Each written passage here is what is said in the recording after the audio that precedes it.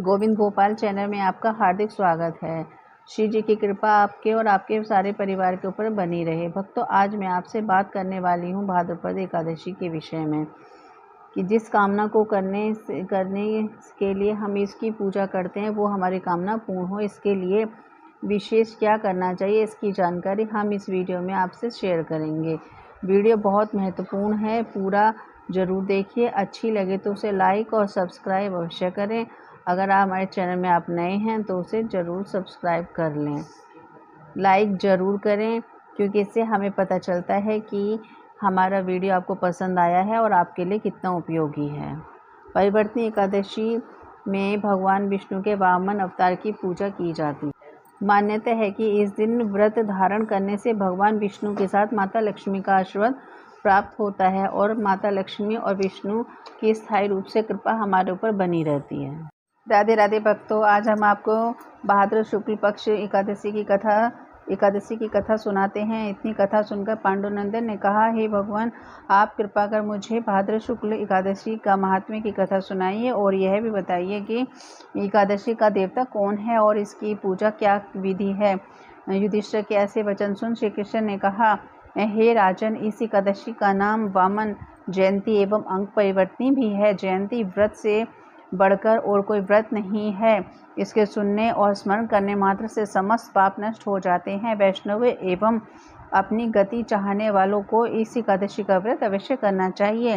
हे राजन, जिन्होंने जयंती एकादशी में वामन भगवान की पूजा श्रद्धा एवं भक्ति सहित कमल पुष्पों द्वारा की, उसके तीनों लोक, तीनों देवों एवं समस्त जगत को मानो जीत लिया। उन्होंने शयन किए हुए भगवान इसी दिन अंग परिवर्तन करते हैं, इसी कारण इसका नाम परिवर्तनी है। इतना सुनकर युधिष्ठिर ने विनयपूर्वक कहा, हे भगवान, यह बात मेरे हृदय में महान संदेह उत्पन्न कर रही है कि आप कब सोते हैं और कब जगते हैं और कब करवट बदलते हैं। आपने जो बलि को बांधा उसमें क्या कारण था। महाराज युधिष्ठिर के ऐसे वचन सुनकर भगवान बोले, राजन, अब पापों को नाश करने वाली कथा कहता हूँ, सुनो। सतयुग में अत्यंत ब्राह्मण भक्त सत्यवादी एवं दानी बलि नामक राक्षस मेरा अनन्य भक्त था।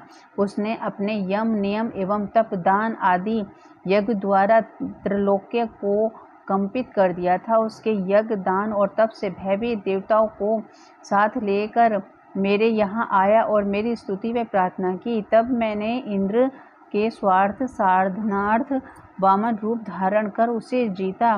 भगवान के मुख से ऐसी वाणी सुनकर युधिष्ठिर बोले, हे प्रभु, इस तरह नहीं, इस कथा को विस्तार पूर्वक सुनाइए। युधिष्ठिर के ऐसे वचन सुनकर भगवान ने कहा, राजन, मैंने वामन का रूप धारण कर राजा बलि से 3 पग पृथ्वी की याचना की और उसने सहर्ष दान दिया, परंतु उसके संकल्प के होते ही मैं वामन रूप से त्रिविक्रम रूप हो गया। भूलोक में नख और भूलोक में जंघा, स्वर्गलोक में कटी, महलोक में उदर, जनलोक में हृदय, तपलोक में कंठ और सत्यलोक में मुंह कर समस्त मस्तक को और भी ऊंचा कर दिया। उस समय सूर्य, चंद्र और इंद्र आदि समस्त देवता मेरी स्तुति करने लगे।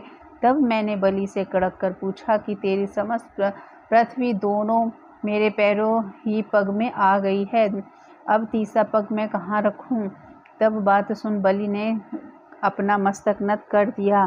तब मैंने उसके मस्तक पर अपना पैर रख उसे पाताल में पहुंचा दिया, परंतु उसकी अत्यंत अधिक विनयशीलता देखकर मैंने उनसे कहा कि हे राजन, मैं भी सर्वदा ही तेरे पास रहूँगा। सो भाद्रपद मास की शुक्ल पक्ष की एकादशी को मैं एक रूप में बलि के पास और दूसरे रूप में क्षीर सागर में निवास करता हूँ, और जब तक कार्तिक मास नहीं आता तब तक मेरी एक मूर्ति शेष सैया पर और दूसरी बलि के यहाँ बराबर सोती रहती है। इसी कारण एकादशी को मैंने सोता हुआ करवट बदलता हूँ।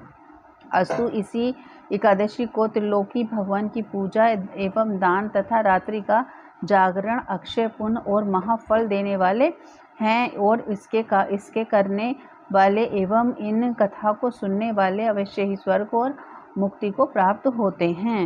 राधे राधे।